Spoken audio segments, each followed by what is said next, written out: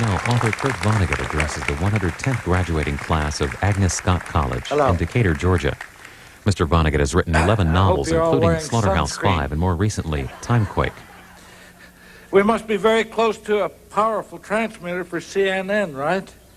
Anybody know where it is? Anybody know where that transmitter is? Can't point it out. Anybody know where Jane Fonda is? Now, in the early days of radio, I remember people living too close to the transmitter of station KDKA in Pittsburgh used to hear soap operas in their bridge work and their mattress springs. And now CNN plays such a big part in the lives of so many Americans, including my own, that we might as well be hearing Wolf Blitzer and Christiana Amanpour in our bridge work and mattress springs. And I won't lie to you today. The news from CNN can be really bad. But I also give you my word of honor that you before me, the class of 1999 at Agnes Scott College, are near the very top of the very best news I can ever hear.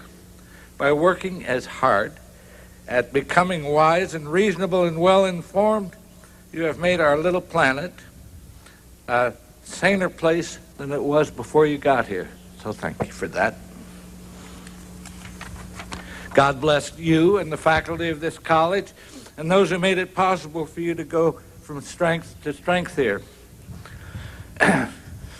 Thanks to all of you, the forces of ignorance and brutality have lost again. Not that there hasn't been a lot of good news along with the bad long before you got here. I'm talking about the birth of works of art, music, paintings, statues, buildings, poems, stories, plays, essays, and movies, you bet, and humane ideas, which make us feel honored to be members of the human race. What can you yourselves contribute? Well, you've come this far anyway, and it wasn't easy, and I now recite a famous line by the poet Robert Browning with one small change. I have replaced his word man, which in his time was taken to mean human being, with the word woman. May I say, too, that his wife, Elizabeth Barrett, was as great a poet as he was. It's how do I love thee, let me count the ways, and so on. While I'm at it, get a load of this. The atomic bomb, which we dropped on the people of Hiroshima, was first envisioned by a woman, not a man. She was, of course, Mary Wollstonecraft Shelley. She didn't call it an atomic bomb. She called it the monster of Frankenstein. But back to Robert Browning and what he said about anyone who hopes to make the world better. Again, I've changed the word man to woman for this occasion. A woman's reach should exceed her grasp, or what's a heaven for? And of course, the original, a man's grasp should exceed his reach, or what's a heaven for? Now, speaking of women, Pollyanna is not your graduation speaker here today. Pollyanna is bound to be speaking somewhere, irrepressibly optimistic, seeing good in everything, so I will comment as briefly and as efficiently as possible on the perfectly horrible news CNN has been giving us about the Balkans and that high school in Colorado.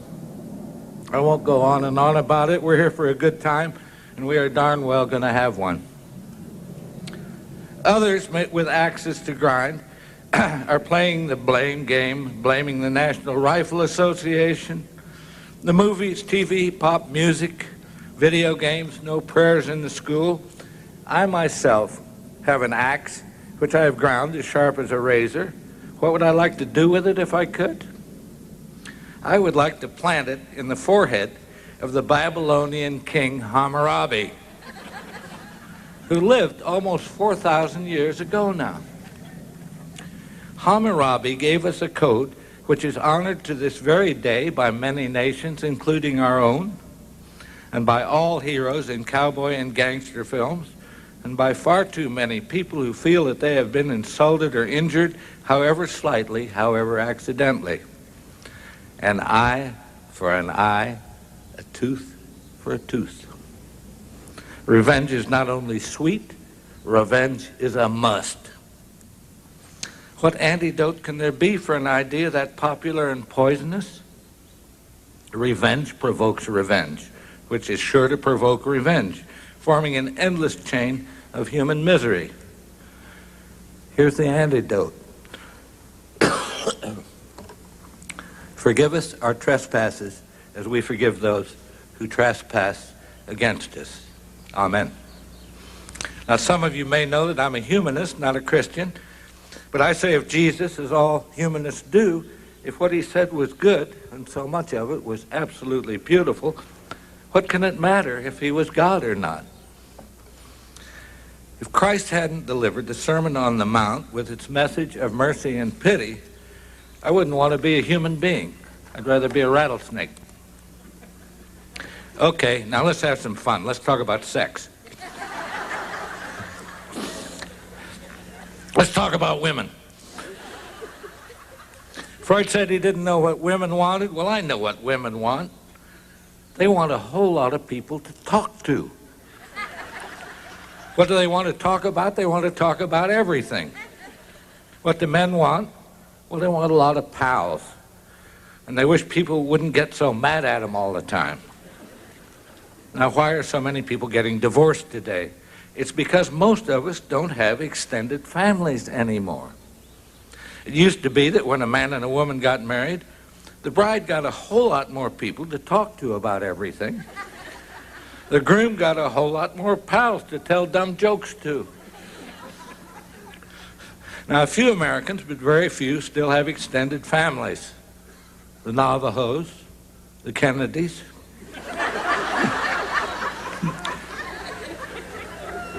But most of us, if we get married today, are just one person for the other person. The groom gets one more pal, but it's a woman. The woman gets one more person to talk to about everything, but it's a man. When a couple has an argument nowadays, they may think it's about money or sex or power or how to raise the kids or whatever. What they're really saying to each other, though, is, you're not enough people. I met a man in Nigeria one time, an Igbo who had 600 relatives he knew quite well. His wife had just had a baby, the best possible news in any extended family. They were going to take that kid to meet all its relatives, Igbos of all ages and sizes and shapes. It would even meet other babies, cousins not much older than it was. Everybody who was big enough and steady enough was going to get to hold it, to cuddle it, to gurgle to it, and say how pretty it was or how handsome. Wouldn't you have loved to be that baby? Now, I sure wish I could wave a wand and give every one of you an extended family. Make you an Igbo or a Navajo or a Kennedy. Least I can do is give you health tips. I've already mentioned sunscreen. And don't smoke cigarettes, which are as evil as Slobodan Milosevic. But cigars are good for you. They are so healthful that there is a magazine devoted to their enjoyment, with cigar-smoking role models on the cover, athletes, movie stars, rich guys. Why not the Surgeon General? Cigars, of course, are made of trail mix, a blend of raisins, cashews, and granola, which has been soaked for a week in maple syrup. So to celebrate the end of your graduation day, why don't you eat a cigar at bedtime? No cholesterol. Guns are also good for people. No nicotine and no cholesterol. Ask your congressperson if that isn't true. Incidentally, if somebody asks you whether you are a liberal or a conservative, tell them this. Listen, Buster, I'm a graduate of Agnes State College in Decatur, GA, zip code 30030. They taught me to think for myself there. You want to know if I'm a liberal or a conservative? I'm both of those and neither one. Go jump in the lake, go climb a tree. I have so far quoted Robert and Elizabeth Barrett Browning and Hammurabi and Jesus Christ. I now give you Sir William Gilbert of the team of Gilbert and Sullivan. I often think it's comical how nature always does contrive that every boy and every gal that's born into the world alive is either a little liberal or a little conservative. And while I'm at it, why don't I give you Eugene Victor Debs, the great labor leader who ran for president 3 times on the socialist ticket and who died in 1926 when I was 4 years old. As long as there is a lower class, I'm in it.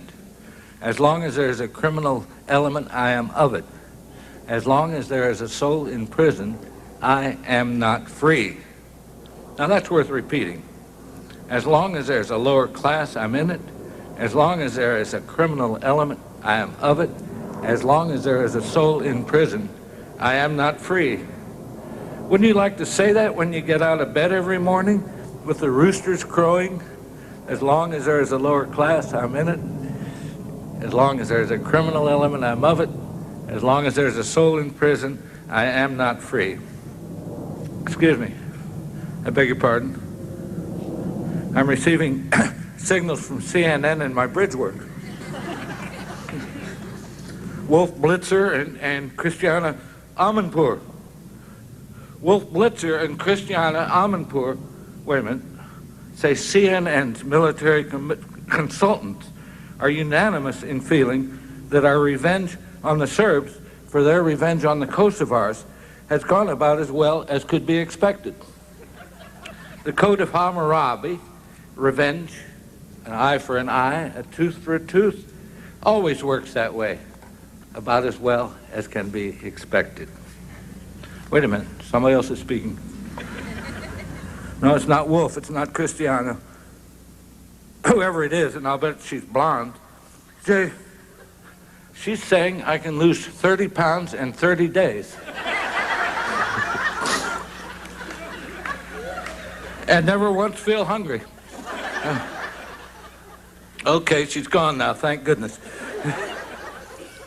My bridge work has fallen silent of its own accord. I thought for a minute there I was going to have to ask somebody for dental floss. High tech, how would that have been for high tech, tuning out CNN with dental floss? How I love high tech. Forbes magazine asked a bunch of us a while back to name our favorite technologies. I said the Encyclopedia Britannica on a shelf because it's alphabetical. My address book, also alphabetical. And the mailbox on the corner. Putting a letter in the mailbox is like feeding a great big bullfrog painted blue. You know what its lid says to me when I close it? Ribbit, it says. Don't give up on books. They feel so good. Their friendly heft and sweet reluctance of their pages when you turn them with your sensitive fingertips. A large part of our brains is devoted to deciding whether what our hands are touching is good or bad for us. Any brain worth a nickel knows books are good for us. Computers are insincere. Books are sincere. And don't try and make yourself an extended family out of the spooks on the internet. Get yourself a Harley and join Hell's Angels instead. All right, let's stop kidding around and get down to the nitty-gritty. You know what you are, class of 1999? You are a bunch of Eves. And now that you've eaten the apple of knowledge, you're getting kicked out of here.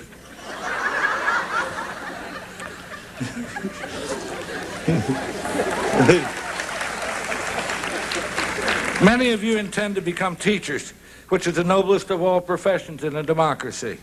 Teachers can be so good for this country, but only if their classes can be cut to 18.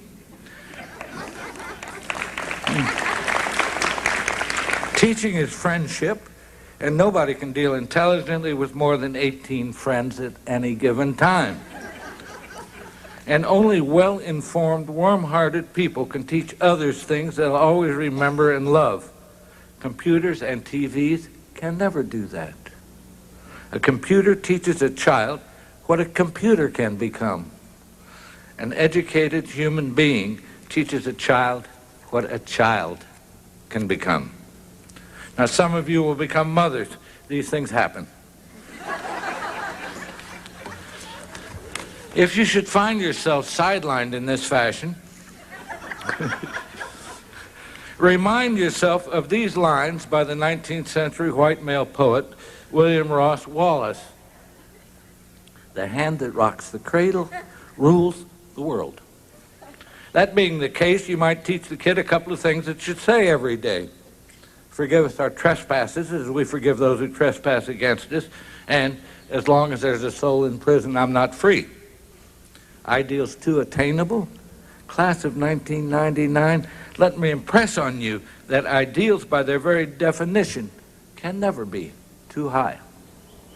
For children or anyone, a child's reach should exceed its grasp, or what's a heaven for? Now, this wonderful speech is almost nearly twice as long as the most efficient, effective oration in American history, which is Abraham Lincoln's Gettysburg Address. Lincoln, incidentally, was killed by a two-bit actor exercising his right to bear arms.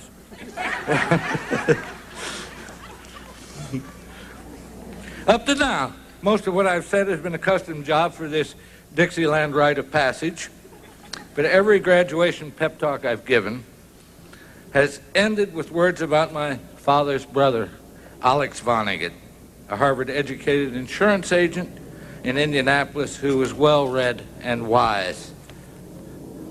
The first graduation at which I spoke, incidentally, was also at what was then a women's college, Bennington in Vermont. The Vietnam War was going on, and the graduates wore no makeup to show how ashamed and sad they were.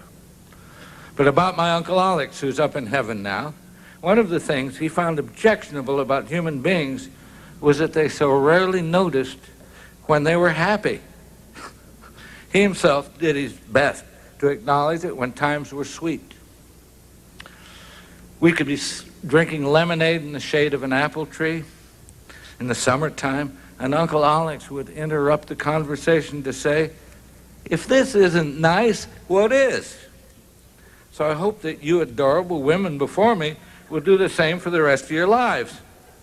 When things are going well, sweetly and peacefully, please pause a moment and then say out loud, "If this isn't nice, what is?" Let that be the motto of the Agnes Scott College, class of 1999. If this isn't nice, what is? Now, that's one favor I've asked of you. Now I ask for another one.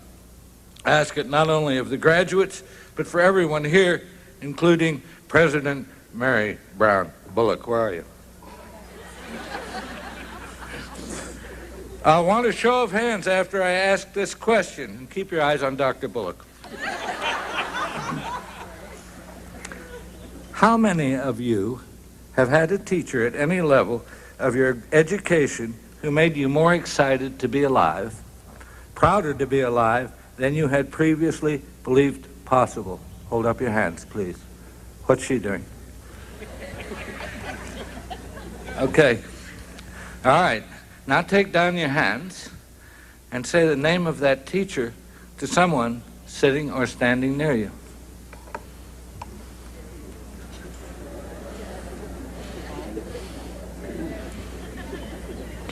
All done? This isn't nice. What is? There we are.